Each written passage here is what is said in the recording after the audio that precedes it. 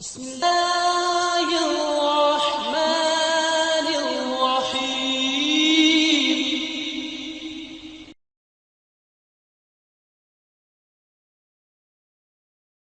الحمد لله والصلاة والسلام على من لا نبي بعده وعلى آله وأصحابه ومن والاه أما بعد.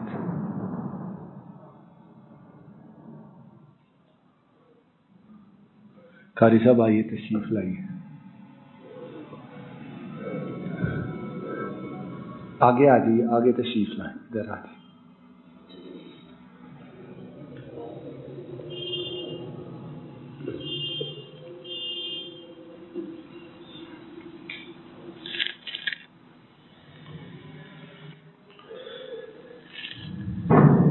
الحمد لله وكفى والصلاة والسلام على من لا نبي بعده وعلى آله وأصحابه ومن والاه أما بعد. لقد روى الإمام الطبراني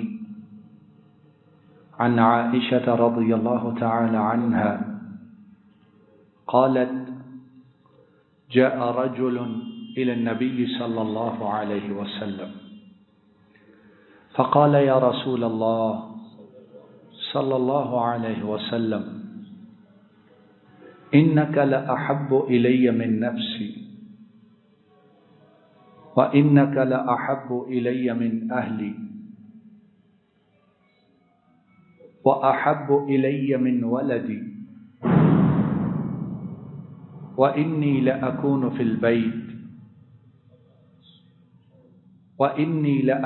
في البيت فأذكرك فما أصبر حتى آتيك فأنظر إليك وإذا ذكرت موتي وموتك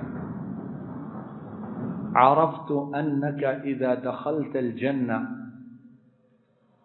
رفعت مع النبيين وإني إذا دخلت الجنة خشيت ألا أراك. فلم يرد عليه النبي صلى الله عليه وسلم شيئا حتى نزل جبريل عليه الصلاة والسلام بهذه الآية: ومن يطع الله والرسول فأولئك مع الذين أنعم الله عليهم من النبيين والصديقين والشهداء والصالحين وحسن أولئك رفيقا. ذلك الفضل من الله وكفى بالله عليما.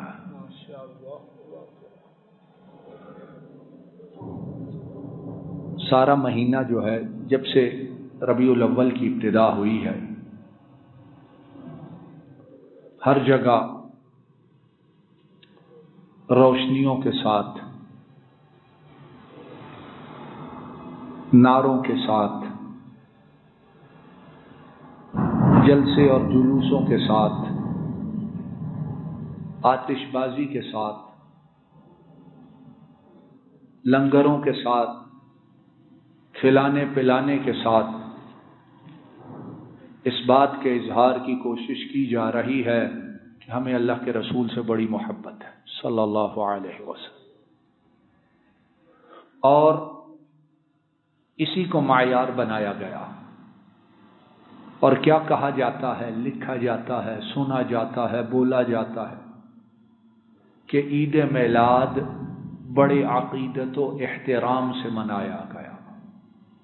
کیا عقیدت و احترام سے کھلایا گیا, روشنیاں لگائی گئیں, آتش بازی کی گئی, اور اس دوران نمازوں کو ضائع کیا گیا. اس دوران جو نمازیں آئیں, عقیدت و احترام میں ان نمازوں کی طرف توجہ ہی نہیں دی گئی. اور پھر اس کے بعد سارا سال بتلاتے, فخر کرتے گزرا کہ ہم نے عید میلاد بڑی عقیدت سے منایا, ہماری محبت رسول وہ بڑی پختہ ہے. آئیے سنیے نبی کریم صلی اللہ علیہ وسلم آپ سے محبت واجب ہے. جب ہم محبت کرتے ہیں تو ہم کسی پہ احسان نہیں کرتے، ہم اپنا ایمان پورا کرتے ہیں. ہمارے ایمان کے مکمل ہونے کی شرط ہے. تو جب یہ ایمان کے مکمل ہونے کی شرط ہے تو ظاہر ہے اس محبت کو جانچنے کا، پرکھنے کا کوئی معیار بھی ہوگا کہ نہیں ہوگا. اور وہ کیا ہے؟ وہ یہ ہے کہ میری اور آپ کی زندگی نبی کریم صلی اللہ علیہ وسلم کی طریقے سنت اور آپ کی ہر بات کے رنگ میں ڈھل جائے. اگر ایسے ہے تو انشاءاللہ محبت سچی ہے. ورنہ یہ عید میلاد منانا اور اس کا اہتمام کرنا اور روشنیاں کرنا، اس کا فائدہ ویسے ہی جائز ہی نہیں ہے، ثابت ہی نہیں ہے. اور پھر اس طرح منانا کہ عمل جھولی وہ عمل سے خالی ہو، کیا ملے گا ان کرنے والوں کو؟ آئیے اس حدیث مبارک کو سنیں اور اس کی روشنی میں اپنی اصلاح کی اور دوسروں کی اصلاح کی کوشش کریں. ام المؤمنین عائشہ رضی اللہ تعالی عنہا وہ فرماتی ہیں کہ نبی کریم صلی اللہ علیہ وسلم کے پاس ایک شخص آیا اور آ کر کہنے لگا، اللہ کے رسول صلی اللہ علیہ وسلم، یقیناً اس نے 2 بار یہ لفظ استعمال کیا ہے، انک لاحب، یقیناً آپ مجھے میری جان سے زیادہ پیارے ہیں. اور صحابہ کرام رضوان اللہ علیہم اجمعین وہ ایسے سچے لوگ ہیں کہ ان کے سچ کی گواہی اللہ نے دی ہے. ان کی نیتوں کی، ان کی زبانوں کی اور ان کے اعمال کی گواہی اللہ نے دی ہے. تو اس کے باوجود وہ کیا کہتے ہیں؟ یقیناً اے اللہ کے رسول صلی اللہ علیہ وسلم، آپ مجھے میری جان سے زیادہ پیارے ہیں. اور یقیناً آپ مجھے میرے گھر والوں سے زیادہ پیارے ہیں. اور آپ مجھے میری اولاد سے زیادہ پیارے ہیں. اور بہت دفعہ یہ ہوتا ہے کہ آدمی اولاد سے اپنے سے زیادہ محبت کرتا ہے. اولاد سے پیار، قربانی کا جب موقع آتا ہے تو ماں اور باپ اولاد کے لیے اپنی قربانی دے دیتے ہیں، لیکن اولاد کو تکلیف کا پہنچنا انہیں گوارا نہیں ہوتا ہے. تو پھر کیا ہے؟ سارا کچھ ہے، ٹھیک ہے، تو اب مسئلہ کیا ہے؟ عرض کیا کہ اللہ کے رسول صلی اللہ علیہ وسلم، میں یقیناً اپنے گھر میں ہوتا ہوں تو آپ کو یاد کرتا ہوں، آپ کا تذکرہ کرتا ہوں، آپ کی خوبصورت، آپ کا وجہ انور، آپ کا رخ زیبا میرے دل دماغ میں آتا ہے. تو پھر میں صبر کر ہی نہیں سکتا. میرا صبر کا دامن ہاتھ سے چھوٹ جاتا ہے. میں بے چین اور مضطرب ہو جاتا ہوں. اور اللہ کے رسول صلی اللہ علیہ وسلم مجھے چین، سکون، اطمینان اور راحت تب ملتا ہے جب میں آپ کے پاس حاضر ہوں اور آپ کے چہرہ انور کی زیارت کر لوں، نگاہیں آپ کے چہرہ انور پر پڑ جائیں تو مجھے سکون مل جاتا ہے. ایسی محبت آج کسے ہوگی اس دنیا؟ اور یہ وہ لوگ ہیں کہ اگر معاذ اللہ یہ کہنے والا غلط کہتا تو وحی کے ذریعے بتلا دیا جاتا. اب دنیا میں تو یہ ہے، اللہ کے رسول صلی اللہ علیہ وسلم، اس کے بعد مجھے موت یاد آتی ہے. اور کیا کہتے ہیں وہ صحابی کہ میں یاد کرتا ہوں اپنی موت کو اور آپ کی موت کو. یعنی اس صحابی کو پتا ہے کہ اللہ کے رسول صلی اللہ علیہ وسلم فوت ہونے والے ہیں. صحابی کہہ رہے ہیں اور انہوں نے لفظ موت کا استعمال کیا ہے. موتی و موتک، میری اور آپ کی موت. تو آج بڑے لوگ کیا کہتے ہیں کہ یہ نہ کہو کہ نبی کریم صلی اللہ علیہ وسلم فوت ہوئے، آپ کو موت آئی، جس نے کہا وہ گستاخ ہے۔ تو ان صحابی رسول کے متعلق کیا کہا جائے گا؟ اور روایت صحیح سچی ثابت ہے۔ تو جب مجھے آپ کی اور اپنی موت یاد آتی ہے تو مجھے یہ یقین ہے کہ مجھے یہ یقین ہے کہ آپ جب جنت میں داخل ہوں گے تو آپ کا مقام و مرتبہ نبیوں کے ساتھ ہوگا۔ رفعت مع النبیین، کہاں انبیاء، ان کے ساتھ آپ کا مقام و مرتبہ ہے۔ اور اگر میں جنت میں داخل ہو گیا تو مجھے ڈر یہ ہے کہ جنت میں آپ کی زیارت کر ہی نہیں سکوں گا۔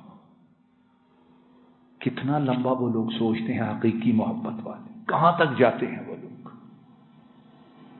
کہاں تک جاتے ہیں۔ اور ہم نبی کریم صلی اللہ علیہ وسلم کی سنتوں، آپ کے طریقوں پر اس دنیا میں اچھی زندگی گزارتے ہوئے عمل کر ہی نہیں سکتے، میں نہیں کر سکتا۔ اب اللہ کے رسول صلی اللہ علیہ وسلم مجھے خوف، ڈر اور خشیت یہ ہے کہ آپ جنت میں، میں بھی جنت میں، لیکن جنت میں آپ کی زیارت نہیں ہو سکے گی، تو وہاں میں صبر کیسے کروں گا؟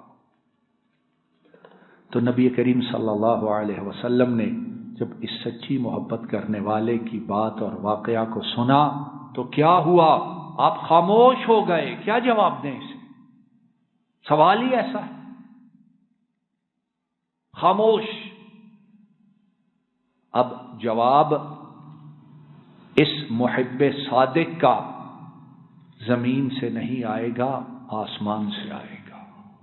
یہ دیکھو ان لوگوں کی محبت، اس کا معیار کتنا ہے، ان کی محبت، اس کی سچائی، اس کی ستھرائی اور اس کی اصلیت کیا ہے۔ اب جواب کہاں سے آئے گا بولیے؟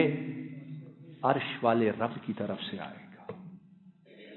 ایسے ہی آج سارے عاشق رسول بنے پھرتے ہیں، کبھی کوئی رنگ، کبھی کوئی رنگ، کبھی کوئی پگ، کبھی کوئی کپڑے، کبھی کچھ۔ اب نبی کریم صلی اللہ علیہ وسلم خاموش ہو گئے، یہاں تک کہ جبریل علیہ السلام آئے اور سورۃ النساء کی یہ آیت لے کر آئے کہ یہ آیت اور اس کے بعد والی آیت، ان کی تلاوت قیامت تک کی جاتی رہے گی۔